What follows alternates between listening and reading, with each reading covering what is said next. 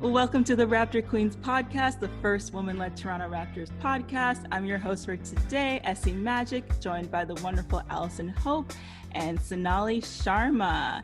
Of course, we're going to talk about the first Raptors scrimmage that happened today. We're going to give you our observations about the game and pretty much just bask in the glory of having basketball back. Then we're going to get into a bit of a controversial topic. Draymond Green has gotten himself into some hot water with Canadian Raptors fans and even some of the players. Sonali is going to take us through some tea time. And then, of course, we have our Around the League segment. Giannis specifically showed us a sneaky side of himself, admitting to a lie. And we're going to talk about whether that changes our perception of him. Then we're also going to get into some Clippers chatter. The Clippers are pretty much disappearing day by day, and we want to talk about how we think that will affect their title run. Before we get started, too, I do want to give a special shout out to the WNBA. The league just got started today after a bunch of hiccups, so I'm really happy to see them have their start, especially with them dedicating the season to Breonna Taylor and having a 26-second moment of silence for her. And then there's also a lot of buzz surrounding the debut of Sabrina Ionescu, so that's really cool. With that being said, let's get into some Raptors talk. We finally have some ball we can talk about. They had their scrimmage. We were pretty much just as excited for the scrimmage as we would be a regular season game or even maybe a playoff game. We were just super excited. So ladies, let's get into our observations. Let's start with Alison. So super stoked here. And I have to say, I watched the game just as a fan. I wasn't watching for off-ball action. I wasn't watching for screens. I was just soaking it all in. And, you know, I expressed reservations about the restart, but I've got to say it was just fabulous to be watching ball again. So some of the things that I noticed from that game last night, like Serge Ibaka, hugely efficient in his 17 minutes, 18 points on 8 for 10 shooting from the floor, and 1 for 2 from 3. And I've got to say, I was obviously needlessly worried about his shooting game. I had seen the video of Serge putting up brick after brick, I think when the practice facility first opened. And I think that was probably confirmation bias for the pessimist in me. So I'm happy to say that I don't think I have too many concerns about that now. Very good hands at the rim, a nice putback, a really sweet pass to OG. Serge had the ball kind of about 10 feet out, and he recognized OG's cut, made the pass. That was just a thing of beauty. So that was super nice to see. Kyle taking a charge and being denied continuation on what looked like a three-point play. So, you know, the more things change, the more they stay the same. So, and as far as Boucher's weight gain, it was kind of subtle. I wondered if he had a little bit more mass in his upper body. And just to see his game, and he's such a disruptor on the boards, and his three-point contests, like he had an absolutely beautiful closeout. There were a couple out of control closeouts, but a beautiful controlled closeout in the near corner, like the three-point corner. So if he can refine that, he's a scary weapon. The defense looked really crisp. I mean, we had 8 steals. However, there were 19 turnovers, but I think that's to be expected. Rondae Hollis-Jefferson, he had a really puzzling sequence in the third quarter, and it just makes me wonder, you know, so he had he got dribble separation from his defender, he had a 10-foot shot and just sunk it. Like, if he could do that all the time, but he brought the energy on the boards as well. And I did notice at one point in the third quarter, Pascal attacking in the paint, and he showed really good patience in drawing the foul. And maybe that's, I mean, it's too small of a sample size, but maybe that's a bit of growth in his game, because he through the season, he had difficulty drawing the fouls. Just as far as OG, man, he had some gorgeous coverages on James Harden. his lateral movement, his footwork, it was beautiful to see. And at one point, James Harden showed him some respect. He had the ball at the elbow, and I mean, we've all seen this 100 times where he, dribble, step back, drive forward, break the guy's ankles, and it makes Shackton a fool. So he did not do that to OG. He made a pass out of that contest. And I wonder, maybe I'm digressing a little bit, if where Kawhi would have been at 4 years in, and is OG at the level defensively that Kawhi was at? It would be interesting to see those numbers, and that would probably be a good subject for another podcast. And finally, awesome calls by Matty D and Jack Armstrong. It actually sounded like they were there. So to be able to do that broadcast under challenging conditions, I mean, life has changed for all of us. So it was a lot of fun. I didn't care about the win, but I liked what I saw. Cool. Sonali, what do you have to say? Wow. I don't think I have much else to add after that analysis, Alison. But I have to agree, it was just really nice to watch ball again. And sort of to your comment, Alison, just that sort of being sort of starstruck and just watching the team out there. But I will add that, like, in terms of rookie performances, Terrence Davis the second did a phenomenal job last night as well too. I mean, he had 15 points. He played for 19 minutes. And I know we've been talking a lot about how much the bench unit is going to be contributing once the games are not scrimmage games. And even though we have a fully healthy Kyle Lowry and a fully healthy Norman Powell, I just think that it's really great to see the kind of rookie campaign that Terrence Davis is leading, because after those two, like, he's a solid backup plan for us and he's really growing. And I know before the pod we were talking about how organization really matters in terms of rookie development, and I think Terrence is he's just taken off here, and it was really incredible to see him play like that last night. And I just loved Serge's energy, the enthusiasm he brought to the court. I mean, he had 18 points, but also, do you guys remember his little dance, his little sandwich board, like on the side dance for Matt Thomas when Matt Thomas got that 3-point shot? Yeah, definitely. So that was really nice to see. And it was nice to see Pascal back out there. Yeah, it's really exciting. I mean, the terrifying things that I sort of felt, and you guys know how I feel about Houston Rockets and James Harden in particular, but Harden's performance, even, you know, he got 24 points that game. Like, the Russell Westbrook and Harden are a dynamic duo, and that they should be given credit for that. And it is a little bit frightening, but all in all, it was like a really fun match to watch. And not having played for 138 days, these guys still remember how to play basketball. Yeah, and that's a key point, is that the last time they played, like you said, 138 days, was that win for the Raptors anyway, that win over the Utah Jazz, which seems like ages ago, 2 days before the league got postponed, or suspended, I should say. So the fact that they played that way. But I do want to say, I was even just excited when the beginning, like before the game started, and they were playing the song that they play before the games, that thing, and I was like, oh my gosh, the track that they played at the Scotiabank Arena, they made sure to play that yesterday before the game was starting. So even that was super hype for me.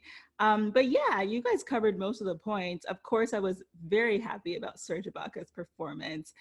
He pretty much played like there was no 4-month gap. Was it exactly 4 months? Yeah, I think so, or close, 3 to 4 months. And picked off right where he left off. Like you said, 18 points. Just a slight correction. He actually had 2 3-pointers instead of 1. So well, thanks, Esi. I had a dog with a GI upset last night, so I won't go any further with that in the interest of discretion. It's okay. I just specifically remember because, you know, you guys know I'm such a big Surge fan. And then also too, I was able to find the box score, which was a bit delayed. I noticed that the box scores for these scrimmages are a bit delayed. Side note. But anyway, yeah, so seeing how Surge played, our bench played really well. We outscored the Houston Rockets bench 41-23. And to add to, and actually that was the difference because we were leading, I think 75-74 going into the fourth. Or it was, might have been reversed, sorry, either 75-74 for them or us. But the point is that the, literally the bench is what made the difference in the final score. And even when you look at the numbers, the starters, most of the starters are all minus and the bench players are all plus. So the plus or minus is in favor of the bench as well. Really excited to see Terrence Davis also. He had 15 points, 5 rebounds, and I think what was most exciting for me is that he hasn't just been talking the talk, but he's also been walking the walk. So everything he's been saying preseason leading up to how he can't wait to get on the floor, he really wants to contribute, like he literally showed it. He was even arguing with the refs on one play and he was cheering on the guys. He was being like, let's go, clapping his hands like on the floor, calling out plays. Like, I just think he was so great. I loved what I saw from him. Pretty much everyone had moments. To me, this game was one of those things where it's like, I just want everyone to have a really good moment for their first game back so they can just have that feel-good feeling going into the start of this whole thing or real playing, I guess you can say. There wasn't really as much rust as I thought there would be, so that was good. Van Vliet was a little bit rusty. He was 2 for 7 from the field, but he did have 7 assists. So that was good. And he had 2 threes. So that was good. Norm started out a little bit slow, but then he really got going towards the end of the game. Like you can see, or the third quarter, you could see the rest that, you know, not the rest, sorry, the speed at which he was playing with, and he was very aggressive. So he had some moments as well. And then obviously Kyle Lowry with the buzzer beater too. So overall, really, really excited with what I saw, considering it was just a scrimmage game. Was a little curious as to why Pat McCaw didn't play. I don't know if he's injured. We haven't been given any details about that.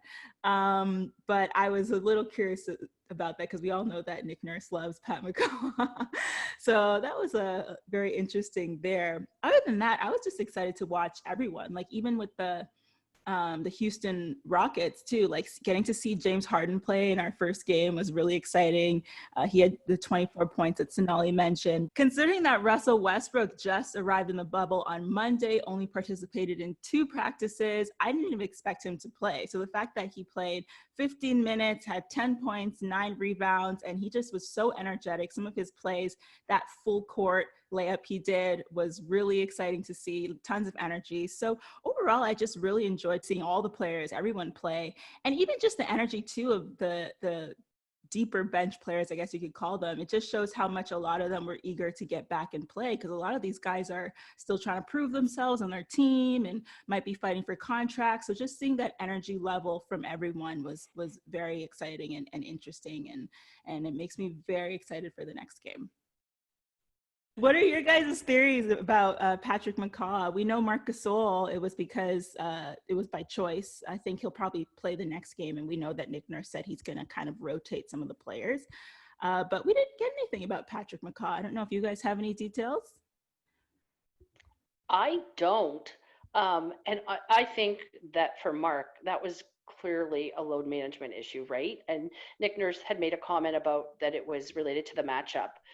But, you know, at, what is he, 34, 35? Like, we don't need extra miles on him. And I've got to say, he looks fantastic.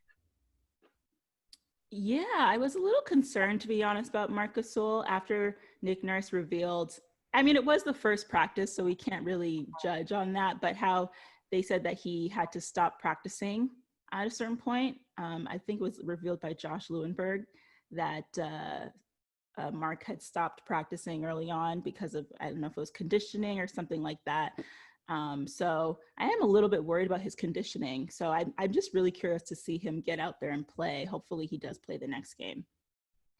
Yeah, hopefully it's just a matter of like healing a bit more, and he's had all this time to heal. And yeah, I mean, if Ben Simmons can score threes all of a sudden. Touche. I mean, that is a miracle in itself, Esi. If that is possible, then Mark is going to be fine. Yeah. Oh my gosh. Ben Simmons. Did you see Joel Embiid's arms when he put his arms up like hallelujah when when Ben Simmons scored that three? So that was just so awesome. Yeah, I think that's it in terms of my observations. What about you guys? Essie, I'm glad you pointed out, for some reason I didn't touch on Norm. I mean, he is just so explosive, but he did have one of his, we haven't seen this for a long time, drive to the basket, nowhere to go, caught in the air and a bad pass. We haven't seen like the poor decision making for a while. And given the fact that it's, the first game in, I think we can let that slide. Yeah. Oh my gosh. I'm so happy you brought that up, because when it happened, I was thinking the same thing. I was like, uh-oh, is that vintage Norm there? But I was trying not to jump to conclusions. So I'm so happy you brought that up, because I was thinking the same thing, but I'm trying not to judge off this first scrimmage game. I'm gonna just, take it as rust, I guess. Yeah. His first step though, he, as Jack Armstrong says, he's got some hops. Yes. Yeah. He's so athletic. Sure. I've always been surprised that he's never been in the dunk contest. Like, I always thought he would, be a good candidate, but I don't know why. Maybe he was never asked. I'm not sure. Or he's too busy fishing.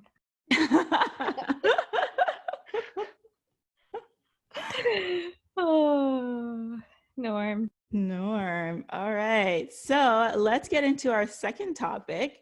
There was a controversial moment, unfortunately, in all this excitement.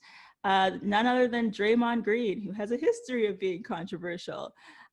So they were hosting, there's a show called The Arena on TNT, and they were hosting Masai Ujiri, and Draymond Green decided to ask a question that came across as a little bit ignorant to some. He said, you guys have on your bus Black Lives Matter, and as a Canadian team, it doesn't directly impact your team because you're in an entirely different country. What made you guys take the stand and put it on your bus? Ooh. And then also added to the quote, I think one of 22 teams that actually went through with it. Where did the idea come from, and why did you guys feel the need to push that through?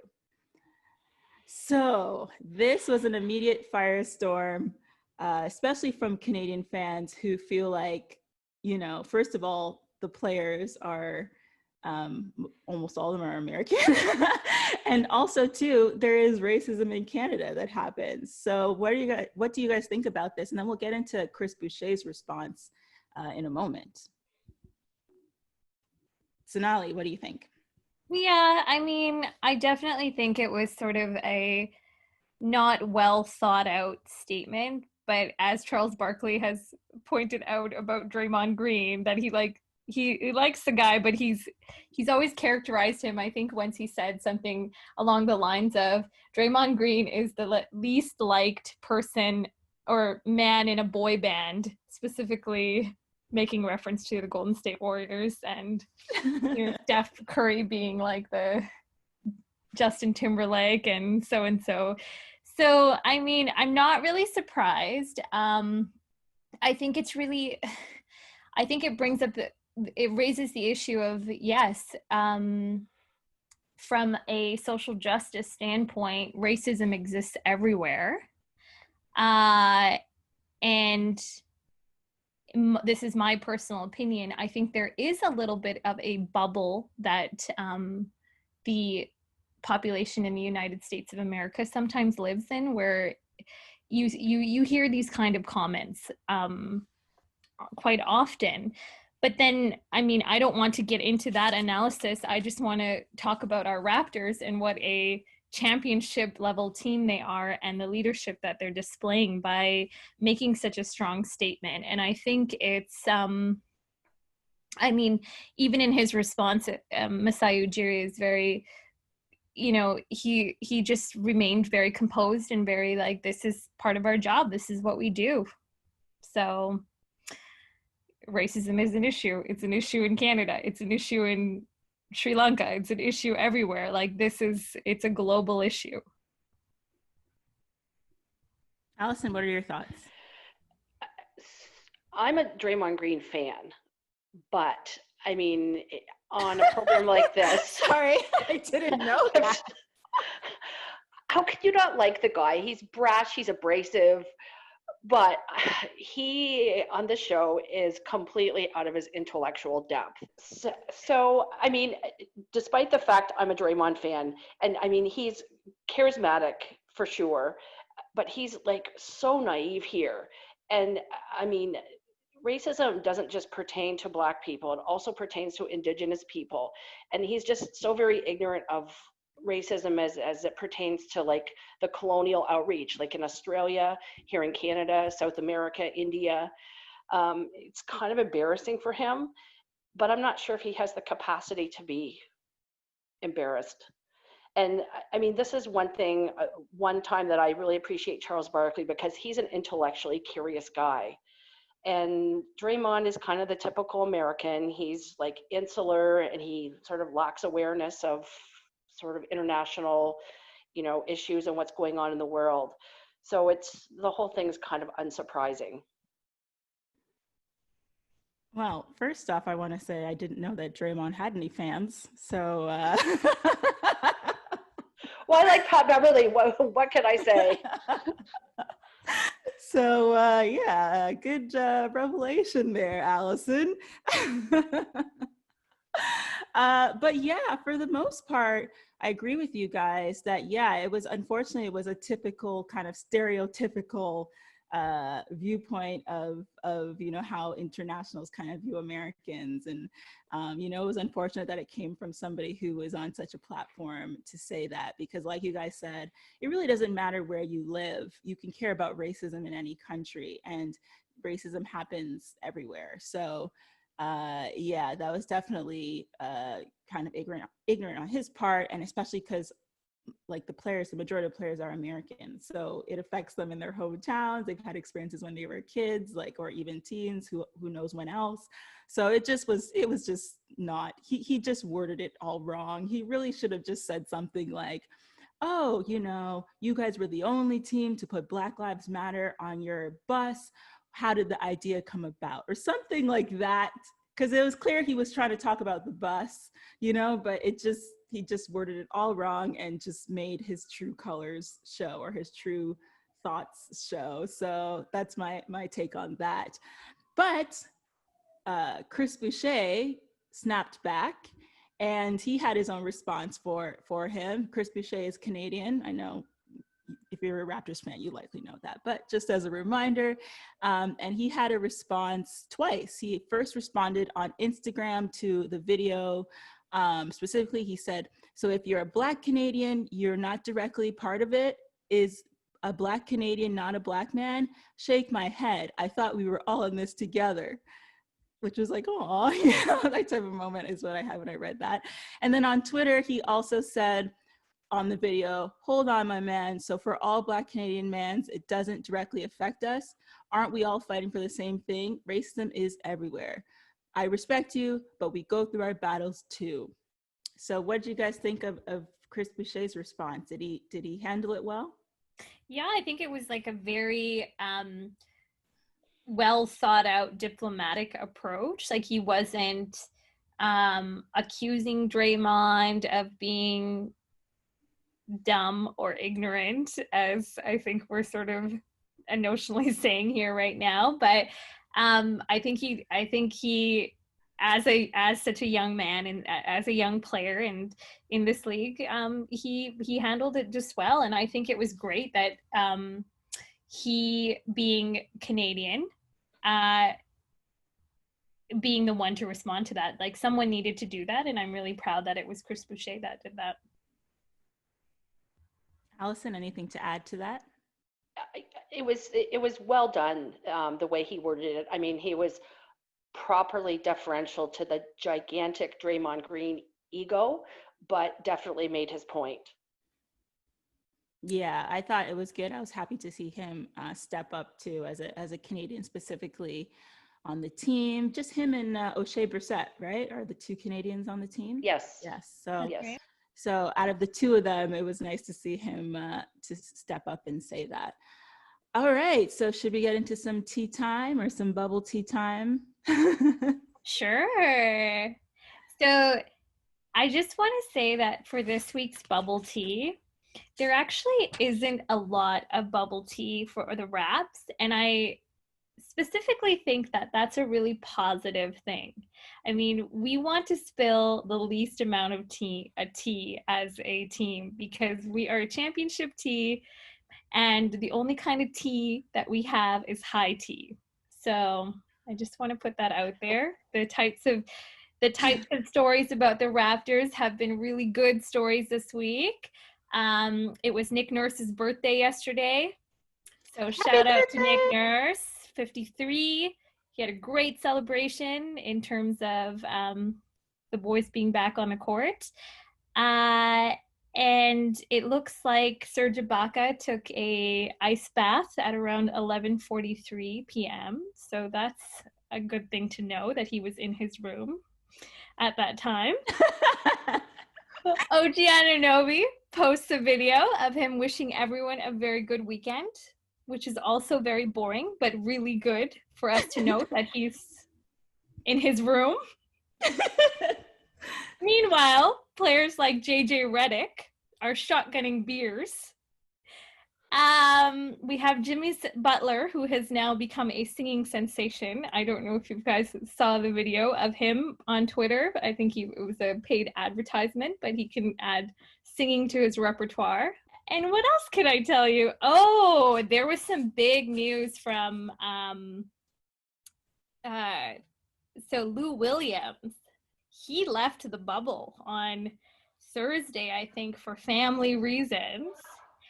And just hours before that or after that, I wasn't quite sure, but Jack Harlow, who is a rapper, posted an Instagram story where it appears that Lou Williams was at a club with Jack Harlow. Ooh.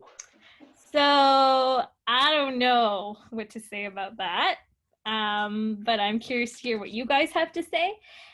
And then we have some news from the Lakers. Alex Caruso is not going to be attending his sister's wedding this summer because he's committed to the cause of the Lakers and committed to King James. And so he will not be leaving the bubble to attend his sister's wedding.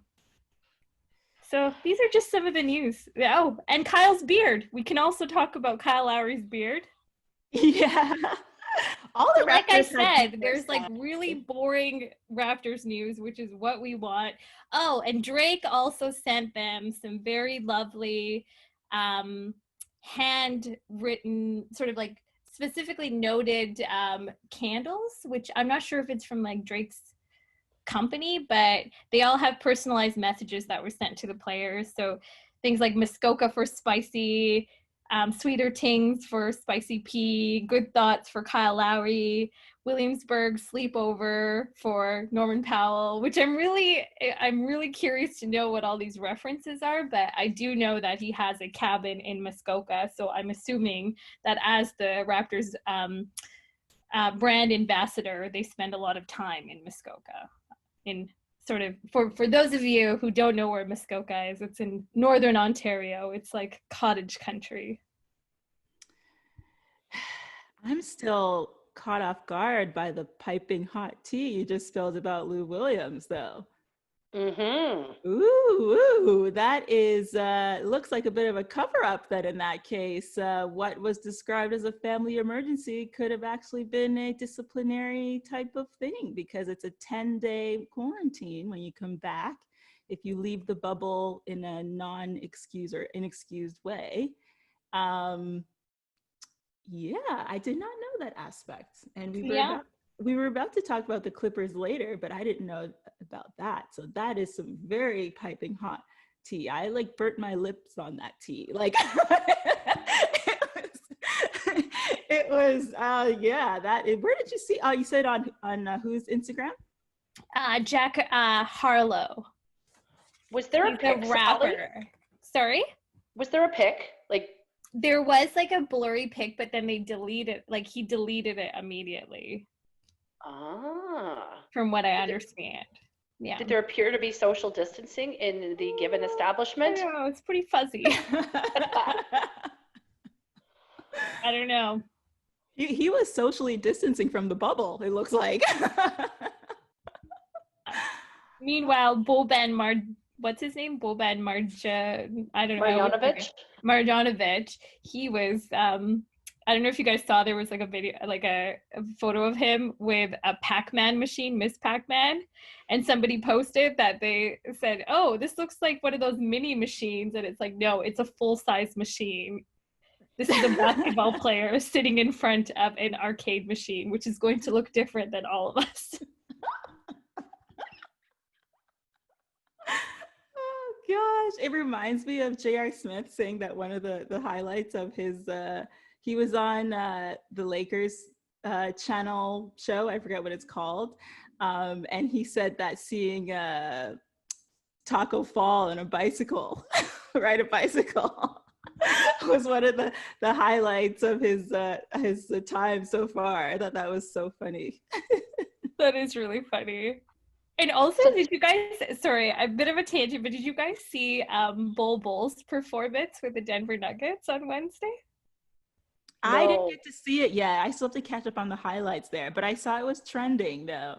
He had 16 points, 10 boards, 6 blocks. He was on fire on Wednesday, and it was just so cool to see him because he's 7'7", and he's so he's got a Chris Boucher build, but he's a lot taller than Chris Boucher is. Yeah. And I did see one dunk though. I will say I did see one dunk in a GIF, and I was like, whoa.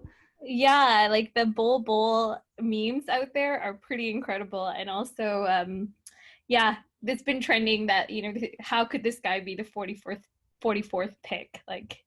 He's a force to be reckoned with, which is exciting. It'll be exciting to see him grow.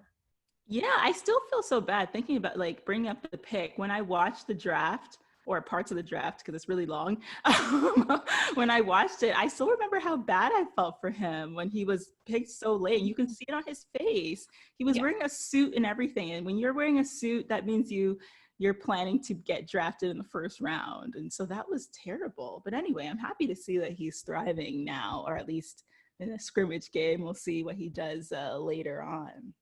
Totally. Sonali, you reminded me about the guys shotgunning the beers. One of my friends, the conjecture last night was, well, maybe Mark has been shotgunning bottles of wine again, hence the reason he didn't play. But he looked like he was having fun on the bench. He did not look hungover. So like I said, I think that was probably a load management thing. No, we don't want any tea from the Raptors. All right, I think that's it for tea time, although that was quite an eventful tea time. Thanks, Sonali, for that. Anytime. So let's get into our Around the League segment, which will be our last segment for today. We have 2 things to discuss.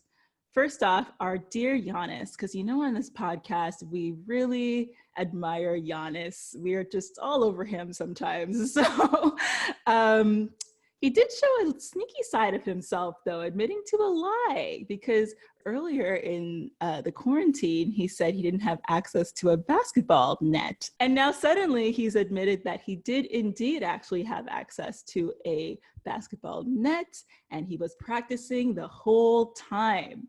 What do you guys think of these sneaky tactics? Looks like he was trying to get ahead of the competition. And did this change your perception of Giannis, our dear Giannis? I just think that the guy is he's a jokester. This is his persona.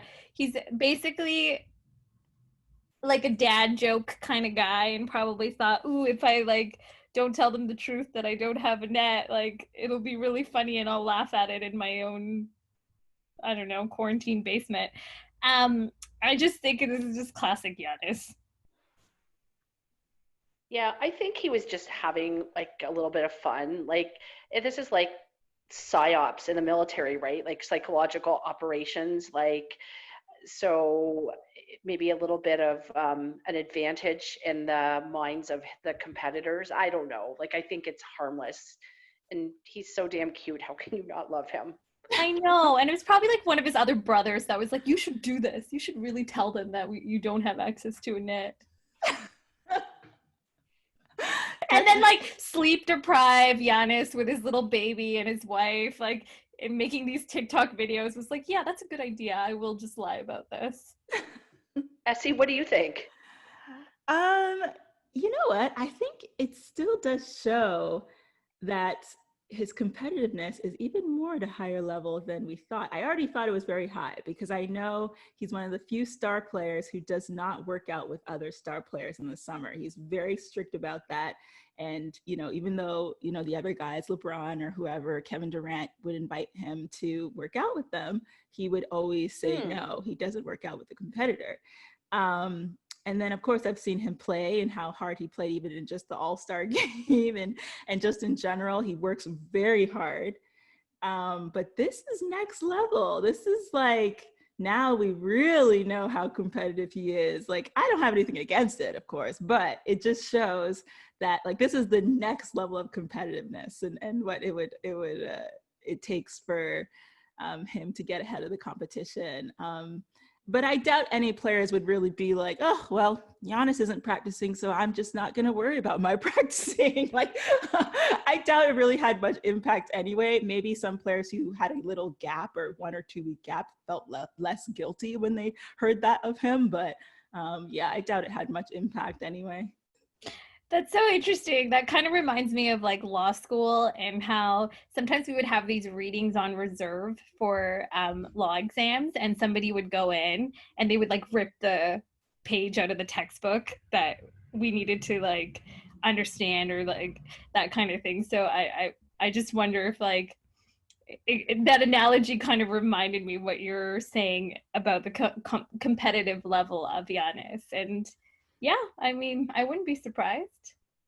There's a reason why he is who he is. I mean, he's fighting the MVP title what's between him and LeBron, so. Yeah, and it just goes to show, who knows, maybe it's him who's calling into the snitch line. And since we know what he's willing to do to get ahead, he could be the one calling. Everyone's blaming it on Chris Paul, but it could be Giannis. Wow, this whole episode is becoming like a bubble tea episode. A bubble tea investigation. Raptor Queens on the case. All right, so should we get into our last topic, which is the Clippers? They are pretty much disappearing day by day. And we want to talk a little bit about how it will affect their title run. First off, they're missing Landry Shamet, who still hasn't reported to camp from having the COVID-19 virus, and Montrezl Harrell left early on because of a family emergency.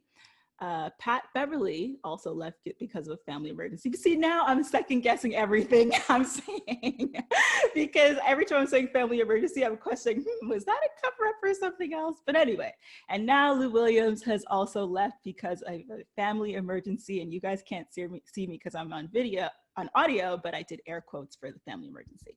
So anyway, how do we think this will affect their title run, missing all these players, and who knows how much they're going to have to quarantine when they come back? Apparently, as I mentioned last week, I think I said it, but I'll say it again. If they're getting tested every single day, that they're out of the bubble, it's usually a 4-day quarantine when they arrive back. And that's if all the tests were negative. And of course, if it wasn't for any disciplinary reasons, they were excused and they left. If they just kind of left on their own, or it wasn't a cover-up, then it's a minimum 10-day quarantine, as well as, if they didn't get tested every day when they're out, then it becomes a minimum 10-day quarantine, maximum 14 days. So now that we have that out of the way, Alison, let's start with you. How do you think this sort of disruption will affect the Clippers moving forward? I think there's going to have to be an effect. I mean, Montrezl Harrell, he's sort of the linchpin. And I mean, I know they have Kawhi and PG, but Montrezl Harrell is like integral to any title run that they think they're going to have. So just part of me hopes that none of the players' families have COVID. like that would be devastating. I mean, hopefully it's someone's appendix or something minor. But the other thing I wonder about is that like they do have a nucleus of players who have been there for a couple of years, but with the additions to the roster last summer, these guys don't have a lot of reps together. Like I just wonder if cohesion's going to be a problem and reads. I mean, when you look at the Raptors, we have the nucleus of young guys like Fred, Pascal, Norm, Kyle. They've all been playing together for 4 and 5 years. So it would be difficult to quantify the effect that this would have on the Clippers. I mean, statistics notwithstanding, I mean, I personally think that there will be an impact on them, even if they get everyone back. Sonali, what about you? Yeah, I think I agree with you, Alison. I mean, these 5 players that we're mentioning, we mentioned 5 players, like they are sort of the sort of like heavy hitting players other than Kawhi and Paul George. Yeah, you definitely sense like a weakness in the team. And now with Lou Williams, I don't know, did you guys watch the scrimmage with Orlando on Wednesday? No, I was working. I think they beat Orlando by like 2 points, or not very much. I think it was like 90 something to 90, or maybe it was 99 to 9. I forget what it was, but it was pretty close. But he had like 22 points that game, and I don't know. I'm being in like having this kind of situation arrive while you're in the bubble, and you're adjusting to like playing these games without fans. All of those logistics, and then compound that with the fact that they have to now figure out how to get some of the newer talent and get the bench players to be a part of their team. I'm not sure if they have the same kind of ingenuity that Nick Nurse as our coach has. So I don't know. I think this is bad news for the Clippers, to be honest with you. And bad Lou Williams. Yeah, I will say that in terms of the bubble and that adjustment you were mentioning, more players have left due to personal reasons than I expected. I'll admit this is something I didn't really expect to see. Like I thought, okay, players could get injured, which always happens. Unfortunately, we just have seen that happen with Domantas Sabonis. But in terms of them just leaving for certain reasons was not something I really anticipated. Like I thought, okay, maybe some of them towards the later stages might get a bit antsy and leave the board or whatever, but not this early did I expect so many players to be leaving and that. And for the Clippers especially, they've already had a lot of chemistry issues going into the season. I mean, we all now remember the infamous Kawhi shouting at them moment that was viral because people aren't used to him showing that emotion. And of course, Raptor fans were all like, well, this wouldn't have happened if you stayed in Toronto. It was that moment. So that probably added to why it was more popular of a moment. But they already have a lot of chemistry issues. And they did, ironically, from that moment, I don't know how he lit the fire under their butts, but they were playing much better from that moment. And so adding that you now have that big gap of not playing, and they did have that momentum, but they stopped that momentum because of the gap. And now that so many players are missing. I mean, Montrezl Harrell and Lou Williams, they averaged about 20 points each. That's part of the reasons why the Clippers are considered a very deep team. That's one of their strengths. Anytime people compare Clippers to Lakers or just in general, they're always like, oh, but the Clippers are so deep, which I agree with. I mean, Landry Shamet as well. He's somebody who can get on fire from 3-point.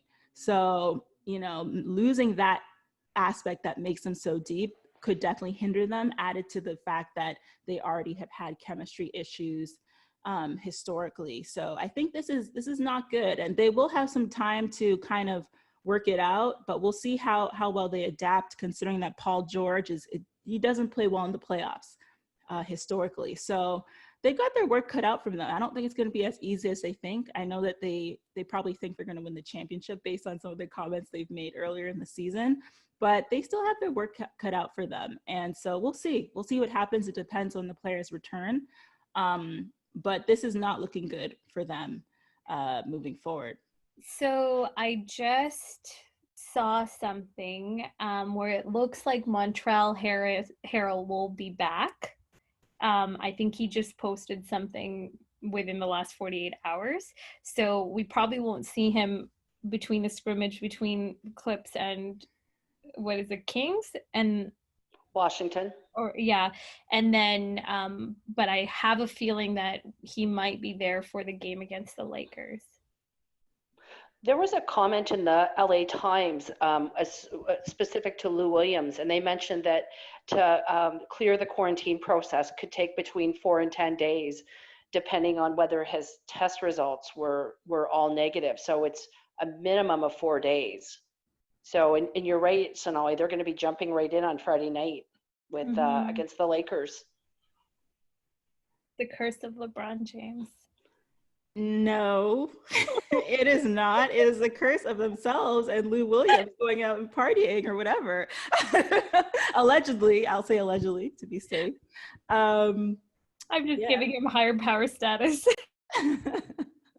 But you know, guys, it would be hard to be cooped up. Like, I know they're in not exactly a luxury hotel, but I mean, all their creature comforts from home are gone. Like, I can't stand being cooped up. I kind of get why they want to step away. That comes across like a Cry Me a River moment. And not you specifically, but them. Because I just feel a comic strip with like Lou Williams trying to like have a conversation with Kawhi, and Kawhi just sitting there like staring into space, like not engaging with him at all. And he's like, fine, I've had enough of this. I'm leaving the bubble. I doubt Kawhi has left his room, to be honest with you. Yeah. I would be surprised if he's staying in all the time, but I think I'm on the, I don't know, I'm not giving them much sympathy here, and it could just be me, but I just think that they're in a really blessed situation. And if they can't handle that, I mean, look at what's happening. I live in the States. So for me, it's a much different situation. No offense to you guys or anything, but it's pretty much a wild Corona bill right now here in America. And so to live under that constant fear and anxiety and just all the stress that's going on with the elections coming up here, like, to me, I would love to be in the bubble. Like, the bubble is an amazing situation. It's safer than the rest of the whole country, you know? So it's just we're in a unique situation with this pandemic happening. I just feel like everyone's got to sacrifice a bit, and it shouldn't be the biggest sacrifice in the world for them to make millions of dollars and commit to the finishing out their contract and the season. Like, it shouldn't be that big of a deal. And we just got in the bubble. It just started. I mean, look at the Raptors had to be cooped up even earlier than the other teams. You know what I mean? So it's just, I don't have any sympathy at this point, unless it was genuinely a family situation, then yeah, but if it's not that, I don't have the sympathy. Sorry, Alison. You're right, because then you're putting everybody else's lives at risk too, right? So yeah, it's very selfish. I think that's super selfish behavior. I agree with you on that. All right, so I think that's it. What a way to wrap up our last topic. But yeah, that's it for this week. Any final words that you guys have to say? It was just so great to watch ball last night. I mean, like I said, I had reservations about the restart, but I'm super excited. And I have to confess to flipping back and forth to the Jays game between commercials. So that was my evening. Oh my gosh, that's actually a whole other big thing with the Jays having to play in Buffalo. Oh my gosh. I mean, we don't usually talk about other sports, but wow, that could be a whole topic in itself. But yeah, definitely super excited to have the NBA back, to have our Raptors back. We didn't know if it would come, this day would come. So to actually experience it yesterday was amazing. And yeah, I can't wait to see what comes next. If you want to interact with us outside of the podcast, join us on Twitter. We're actively tweeting all the time at Raptor Queens. Also join us on Instagram. Sonali's always posting some funny memes and posting on IG stories. So join us there. And of course, if you want to listen to us on various platforms, we are on Google, we are on Apple Podcasts, we are on Stitcher, we're on iHeartRadio. We're on our Buzzsprout page as well, our main page. So make sure you check us out there. And with that being said, we will see you guys in the next episode. Sorry. And before I go, I do want to say we have some really exciting additional content coming from the Raptor Queens. I won't say exactly what it is just yet, but let's just say it involves a ball. Take care, you guys. Bye. Bye. We the North.